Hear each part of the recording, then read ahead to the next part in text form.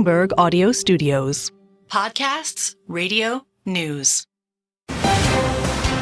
You're listening to the Bloomberg Balance of Power podcast. Catch us live weekdays at noon Eastern on Apple CarPlay and Android Auto with the Bloomberg Business app. Listen on demand wherever you get your podcasts or watch us live on YouTube. The news flow has been incessant as we await a vice presidential selection from Donald Trump and continue to assess the aftermath of the attempted assassination of the former president over the weekend. We also got more news in legal land. It's news that maybe favors Donald Trump as well, as the documents case in Florida, Judge Aileen Cannon presiding over it, has now been thrown out by that judge on the grounds that the appointment of Jack Smith, the special counsel who brought the case, was appointed unconstitutionally. So let's go now to Bloomberg's Sara Forden, who leads our legal coverage out of Washington. Sara, how unexpected was this, knowing that, yes, Aileen Cannon had been criticized for slow-walking this case? We knew it probably wasn't going to go to trial before the election, but to throw it out entirely, was this expected? Well, she had been briefing on this topic. She had held hearings, and then she got fundamental support from the opinion just 2 weeks ago in the Supreme Court decision on immunity, where Justice Clarence Thomas specifically raised this question of the constitutionality of the special counsel. And her opinion cites his opinion. So that is kind of the connection here. The ruling today did come as quite a surprise, however. Sara, it's Joe. It's great to have you with us here as we join you from Milwaukee today. Let's cut to the chase then. Now that we've had this happen today, there will be no other trials for Donald Trump after New York, right? We are not seeing any trials on the horizon, at least not before November.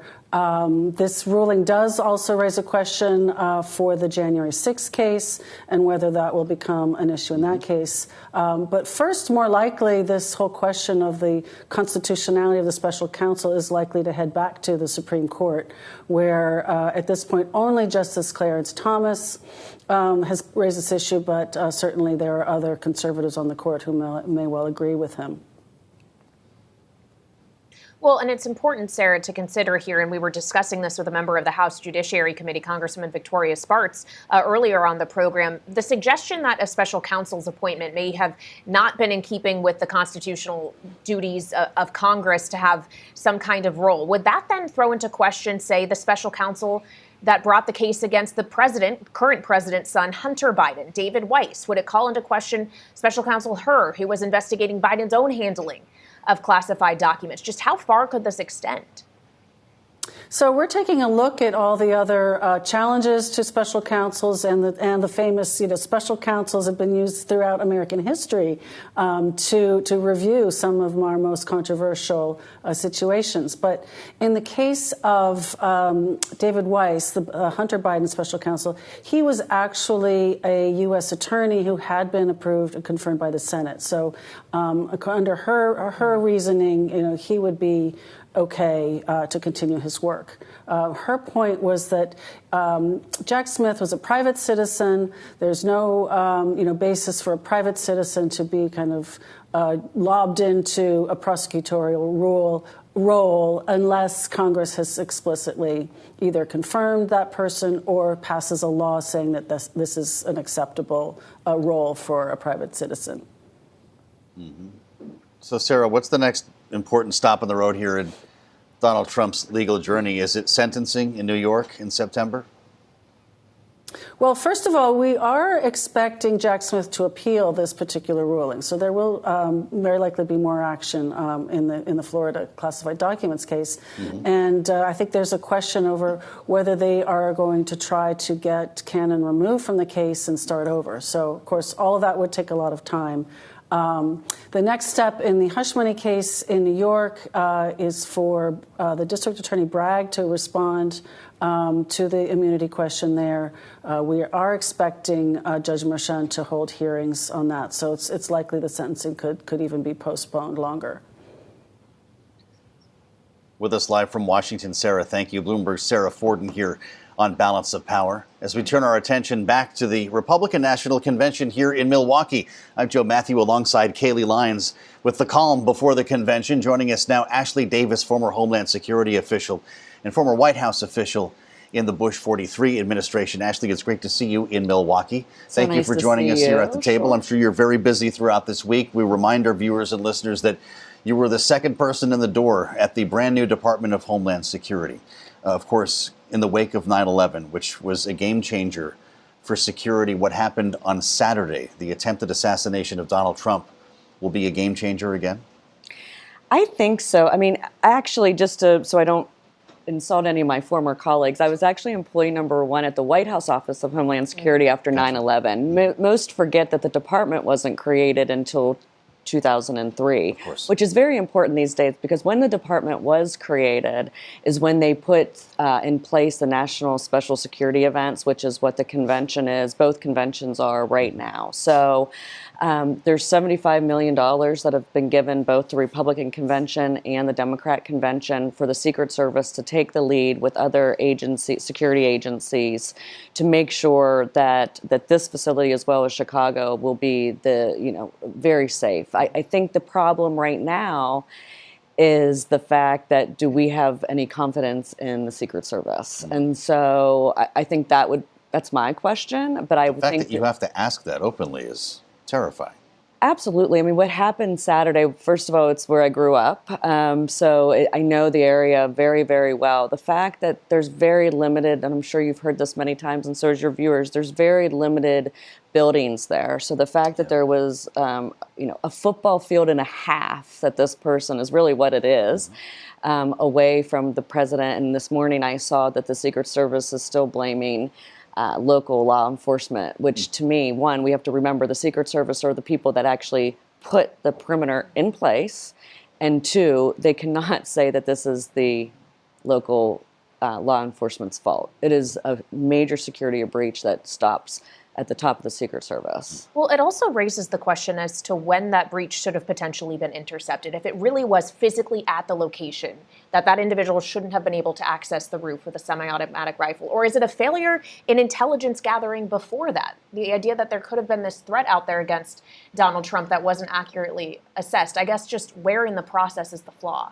I think I think that planning, number one, that there wasn't someone on that building when it was that close. There should be, and usually just in my former life doing so many events with presidential events, you have people on all those buildings. So the fact that someone was not on that building and then took time to climb up the building, I think that it started beforehand in planning of not having someone there, to answer your question. But I also think the fact that they left that amount of time to have during the actual event is where it really broke down. But I think it's a long process. And going back to your other question about the intelligence before the event, there is so much intelligence happening always, but especially now in this divisive world that we live in, that there are so many threats against both of these candidates that hard to sort through the noise. Exactly, but still, that's why you put these people on top of these buildings so it wouldn't happen. And the other thing that was just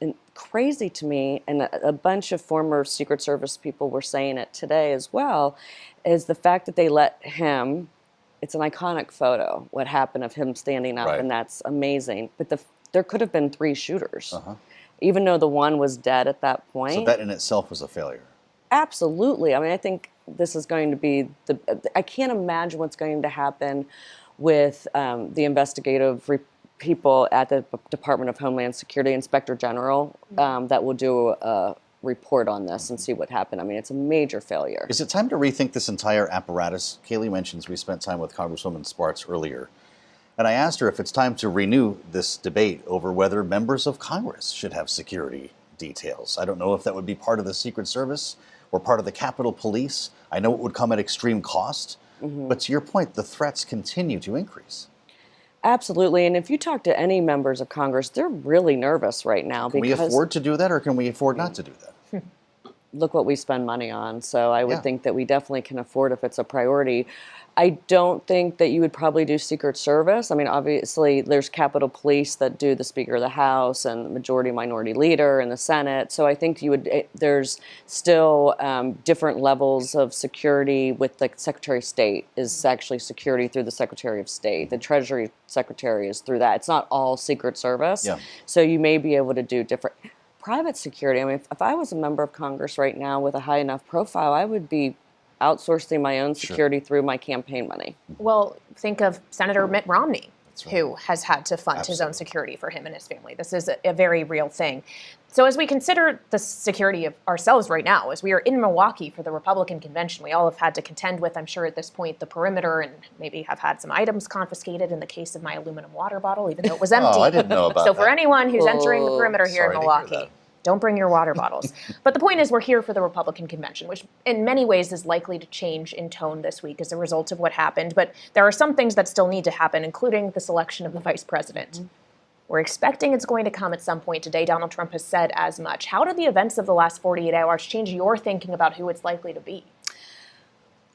With his tone of unity, and obviously President Biden's as well, but former President Trump's unity message, I would think that if Senator Vance was going to be the nominee, that you may rethink that because of he's kind of a flamethrower in regards to some of the things he said, especially after what he said on Saturday.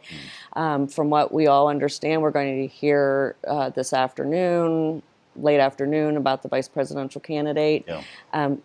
I personally think if you have someone like Governor Burgum or Governor Youngkin from Virginia, Yeah, sure. that they are probably someone that are more middle of the road in regards to how they talk about different things and would be a safer bet, in my opinion. And I really don't think that he did know who it was going to be until recently, and I definitely think that this would change his perception. Reuters is now reporting that Marco Rubio has been informed that he is not going to be Donald Trump's vice president. So now we're going to go through this process of elimination all day.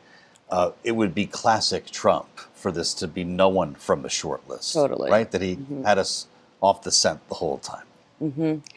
Which is why there is a kind of a swelling of information about Governor Youngkin. And then you still have people that are thinking, well, was it going to be Nikki? And I do think that there is a possibility that it's somebody. Nikki Haley? Would you say? Are you allowing for that? I would love it to be Nikki, as you know. Yeah. But I'm also a huge Doug Burgum fan, so, but I do agree with you. I mean, this is kind of his thing, to make it nobody that he's talking about. But that's interesting about Rubio. A lot of people were hoping that as well. But he doesn't have to move now. Well, that was the question. They're both Florida men. So how do you get around that? Marco Rubio may have had to change his residency to another state. Again, this is just Reuters reporting it. Bloomberg has not independently confirmed it, but it does feel kind of, if not The Apprentice, like the weakest link, like just a one-by-one elimination. Exactly. Right? The other thing that's interesting is there was a huge Twitter blow up today that J.D. Vance left his house in a motorcade, but it's been confirmed that that was secret. That was not Secret Service, but VP motorcade. That was from the governor of Ohio. Gave J.D. Vance some protection, which he probably needs. So what are your broader thoughts then as we get into day one here, the change in tone that we've already talked about, Donald Trump rewriting the speech? Is this going to feel or look different tonight than you expected? Absolutely. I mean, even him going back to reaching out to Nikki yesterday, or on Sunday, yesterday, I guess, and asking her to speak. I do think that there is a unity conversation. If you did see, there was going to be a floor fight, so to speak, about the abortion issue and the platform, that how they changed the platform to say that they're going to let this up to the states, which obviously angered a lot of pro-life people, that they did cancel that floor fight. I do think that there's a lot of things that will not be happening in regards to kind of the contentious issues. His tone, also, the campaign has been calling the speakers. Tim Scott speaking this evening, I just heard. So he's probably not the VP candidate, I would think. There you go. But that they've asked all the speakers to not be talking about Saturday in regards to That is fueling the fascinating fire. to me. Yeah, We'll leave that, I guess, to the former president on Thursday. exactly. So, and I think someone said it really well today. When you were this close, like literally, from dying and getting hit with a bullet, Yeah. maybe it's really has changed. Yeah, a reminder of everyone's mortality.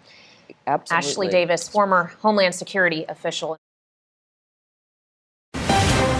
You're listening to the Bloomberg Balance of Power podcast. Catch us live weekdays at noon Eastern on Apple CarPlay and Android Auto with the Bloomberg Business app. You can also listen live on Amazon Alexa from our flagship New York station. Just say, Alexa, play Bloomberg 1130.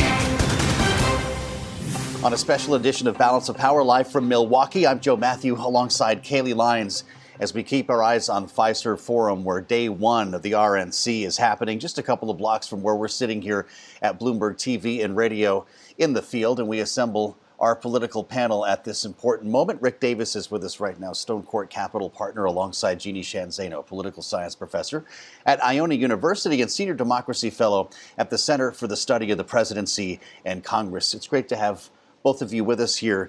We're waiting on an announcement for a running mate. The clock is ticking here. Rick, what's happening behind closed doors right now? Because obviously Donald Trump knows who this is. What is the campaign doing to prepare this unveiling? Yeah, right now, part of what's happening is that the would-be vice president is meeting his team. There's a whole staff that's been built to take him or her from this venue onto a next 3 months of campaigning. And so it's not without its resources and whatnot. And then there's this last minute going through the speeches and making sure they're fine-tuned. They're going to be spending a little bit of time when the delegates aren't in the hall to go and do their walkthroughs, to see the stage for the first time. It's probably one of the things Donald Trump will do today, maybe right now. And so there's like administrative things, but by and large, there isn't much politics being done other than, the speeches. But they're also designing these moments, right? The thing you remember from the conventions are one or two emotional moments, when the president walks in and sees the crowd for the first time, or the president and first lady, or, the candidate and his spouse, have some kind of gesture or something that's said at the stage. So that's what the organizers of this convention are trying to do, is figure out what's our moment going to be tonight. And of course, if Donald Trump shows up, that's a ready-made moment. Well, absolutely. And it does seem that the integrity of the moment with which we all find out who the vice presidential pick actually is, to this point, has been preserved. It hasn't leaked out. We're all still laying in wait. And Rick, earlier in the program, you were bringing up the idea that it could be someone like Virginia Governor Glenn Youngkin, even though we don't understand him to be on the short list at this time. We're looking at instead Burgum, Rubio, J.D. Vance. And I wonder about the state of Virginia, Jeanne, as we just got new New York Times Siena polling today. Looks just at two states, Pennsylvania, Biden's home state, and where the shooting happened this weekend, and Virginia. And we should advise our listeners and viewers, this poll did happen prior to the shooting, so we have to have that caveat in there. But it shows Trump leading in Pennsylvania. And in Virginia, Biden is only ahead by 3 points, 48 to 45, within the margin of error. So would someone like Glenn Youngkin be a smart pick for Trump? Could he actually turn Virginia red again?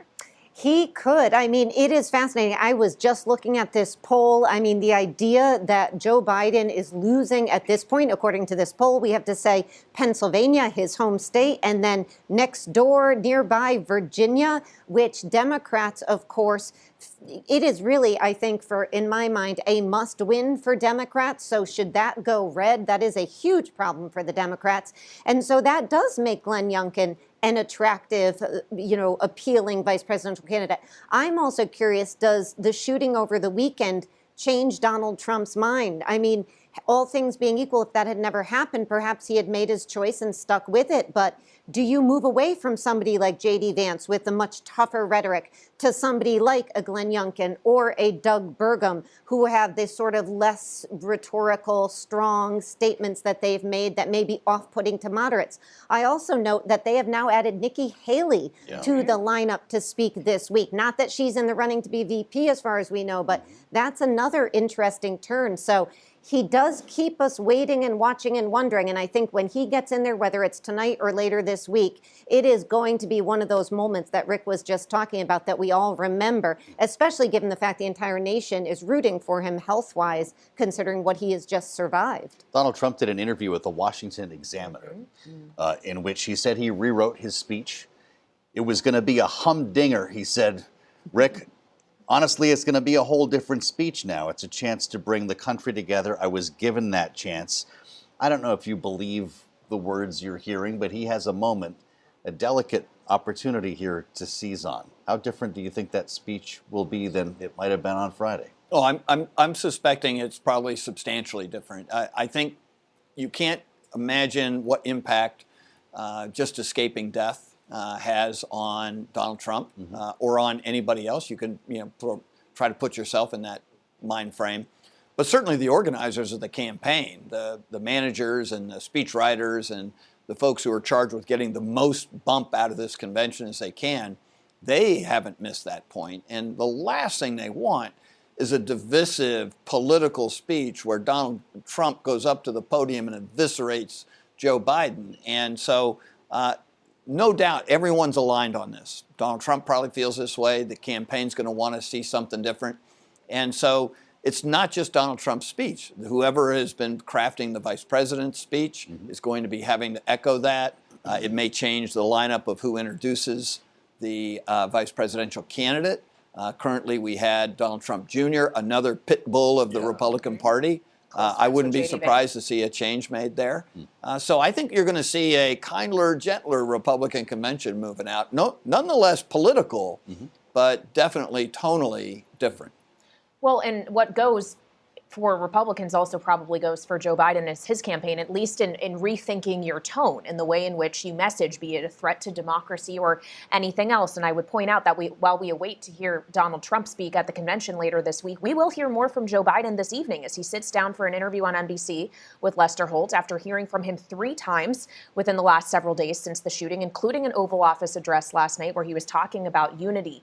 Jeanne, knowing that there is going to be this split screen of the RNC and a vice presidential pick up against this interview, what is the winning message here for Joe Biden? What's he trying to do? I thought his statement yesterday or last night was very strong. I think we're going to hear more of that. He's going to talk about uniting the country, the idea that we don't resolve our differences with guns or with violence. We do it at the ballot box. And I think it's very important that he called and spoke to Donald Trump. We have already noticed on the Republican side some modulating of rhetoric. People like Vivek Ramaswamy, who is a bit of a pit bull like Donald Trump Jr. and J.D. Vance. His tone seems to have moderated. So I don't know if we are just being Pollyannish and hopeful that the tone is moderating. We are, after all, going into a Republican convention, and any convention is about, opposition to your opponents politically. But it does seem like there is a change. And I will just say I've noticed in Donald Trump's rhetoric in particular, this talk about a conversion, the idea that this had that impact that Rick was just talking about and that Ronald Reagan talked about after he was shot. It changed his life and what he hoped to do and did as president. Now, I don't know if that's going to happen with Donald Trump, but that some of that and that really fascinating interview in the Washington Examiner with Selena Zito. That was fascinating. And the fact that he called her was in and of itself really a remarkable moment. Yeah, she was at the event. She was there with her daughter. And I guess they had an interview set up. He felt bad that they didn't have the opportunity. It is pretty remarkable here. Does Joe Biden need to make news tonight? Or is this simply about normalizing, as Jeanne indicated, the idea of doing interviews like these? Yeah, I think there's a little bit of inappropriateness by the president sort of, horning in on the first night of the Republican convention. In years gone by, there's sort of an understanding that you sort of give the opposition party their convention. So I think, I would be shocked if he tried to make news. I buy what Jeanne's saying, that he's just trying to remain relevant. Remember, it was only a couple of days ago we were talking about getting, the Democratic Party purging him from their ticket. Right. So I think he's trying to manage the transition back to being a favorite of the Democrats. And I think certainly the White House and his campaign feel they need to have him out there showing people that he's vibrant and can handle the the difficulties of a presidential campaign and the presidency. So I think that's what tonight's all about. All right, Rick Davis of Stone Court Capital and Jeanne Zaino of Iona University, Bloomberg Politics contributors in our political panel here in Milwaukee. Thank you so much. And still ahead, we'll be joined by former Homeland Security official Ashley Davis amid the heightened security here at the RNC in the aftermath of the attempted assassination of Donald Trump over the weekend. We'll have more next on Balance of Power on Bloomberg TV and radio.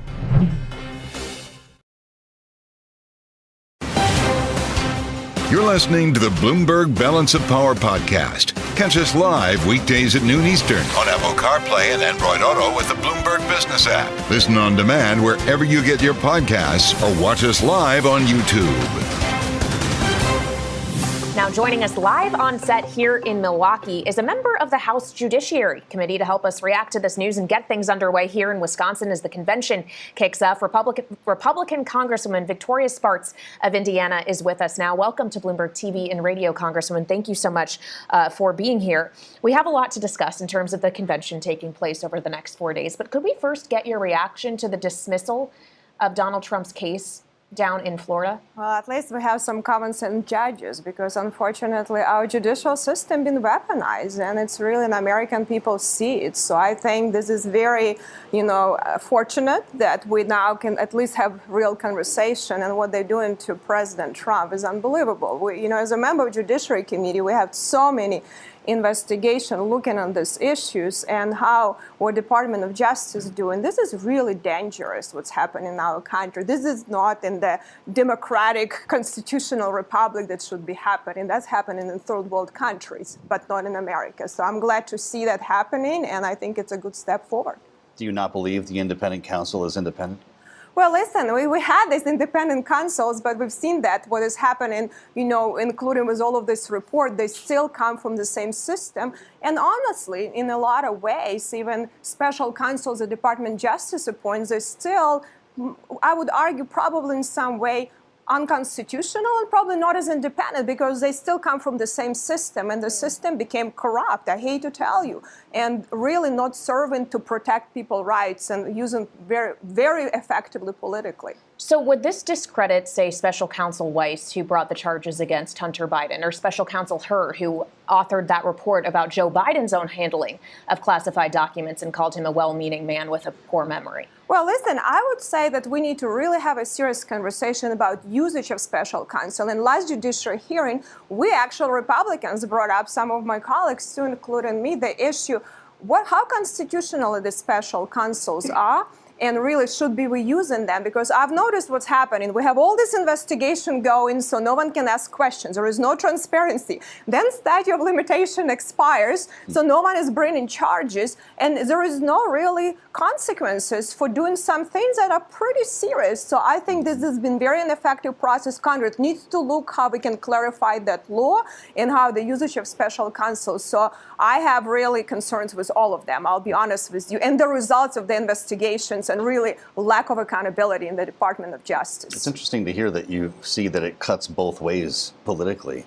We're here on the first day of the Republican National Convention. You must be excited. You finally got to this moment, and it hasn't come easily here based on what we've seen over the past couple of days. Donald Trump has made his way to town, and I'd like to get your impressions on what we're hearing, this narrative about unity, about lowering the temperature following an attempted assassination of a former president of the United States. Is the Republican Party capable of lowering the temperature this week?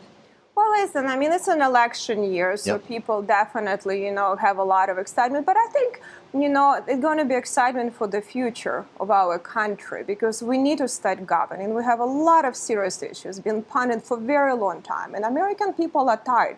That's why the temperature is so hot on all of the sides, because the government haven't been governing and representing the people. And I think this is going to be a discussion how we can get our economy back on growth, how we can, build good economy for all Americans, deal with inflation, and deal with a lot of policy to have a brighter future for our children, because we we're not doing it right now. And political rhetoric is difficult, and I think, unfortunately, it's been used in all of the sides to energize the base, and it's part of politics. But I hope we can have a constructive conversation. We do definitely need to investigate, see what's happened, because this is unbelievable what's happened really and how close, we had to a situation that could have been very different convention right now, and it would be sad thing for our country and could destabilize country so much. So I hope we'll have more adults in the room to have this serious debates on issues. That's what we need to do. Mm-hmm. Well, as we consider the events of this weekend and what is being done in response, there has been reporting that the chair of the Judiciary Committee, Jim Jordan, as well as Jerry Nadler, the ranking member, were briefed by the FBI this morning. Has any of that information been shared with you as a member? What have you been told? Well, we had some discussion, and we have, right now we need to make sure that we proceed properly. But I think it's in the interest of both parties, both sides, to look what's really happened. So I hope that my Democrat colleagues, and we had situation where, Jim Jordan and Nadler on situations of surveillance and warrant requirement, we actually came together, people on the right and the left. We had situation we're dealing with some protection of privacy of Americans issues, so we can come together if we want. So maybe we can have a serious conversation, not to have a lot of grandstanding, even in Judiciary Committee. And this is probably the most grandstanding committee, but we can find a common ground, so I'm glad to see that. And I hope we can have a serious conversation, because it can cut both ways, not just in our way. I think Democrats should be concerned about that too, because that is a huge failure of security what just happened. Well, should that conversation include security for members of Congress? We've been through this before, following Gabby Giffords, following Steve Scalise. Should members like yourself have a security detail? We need to have a discussion. It is a pretty dangerous job, and how we really, deal. A lot of people don't realize that generally only a few members in Congress have any security, and we right now in a very polarized environments, and how we can deal with that. I think this is we need to have, because it's a great one, a huge responsibility. But in this environment, I'm probably one of the few members of Congress that does in-person town halls. A lot of my colleagues are actually very concerned to do that for that reason, because you put your life in danger by doing that, but we still have to be able to communicate with our constituents, and we have to be able to get out, otherwise we cannot represent them well. So I think it's a conversation to have. Well, as you're doing that communication and thinking about what your constituents want to see from the Republican Party, the kind of policy conversations that will be happening at the RNC this week, you talk about things like fighting inflation. What is the actual plan to do so, when many economists we speak with here at Bloomberg suggest that some of the Trump policies he is suggesting, like increasing tariffs, would only be further inflationary? So what exactly is the proper plan? Well, I think, President Trump is, he wants to grow the economy, and he wants to make sure that we continue tax cuts. But we definitely need to look in the spending side. And this is a conversation I have with his team members on spending side, how we can reform some of the big ticket items like healthcare. If we want to really re-energize the economy, decrease debt load, and save a lot of programs that we promised to Americans, including like Medicare and Medicaid. Let's look how much there is abuse in the system. Trillions of dollars of issues that actually President Trump and Obama agreed on. Let's have, and that's what the conversation we need to have, and have a plan. And I think this is something we've been working to try to have, because a lot of time in the political world, you have very short window where things can happen right after the election. So you need to have a plan, and good plan you need to wait and have a real. So that's what we want to do, how we can deal with our dependency on China, our supply chain, energy policy, our spending, which big part is healthcare, and dependency on China. And really is with driving the biggest driver on inflation right now is that we have to deal. And I think he has a lot of good people with good policy ideas. And I think before, my hopes we're going to win, and my hopes we can deliver that next Congress with President Trump. You're the only Ukrainian American serving in Congress.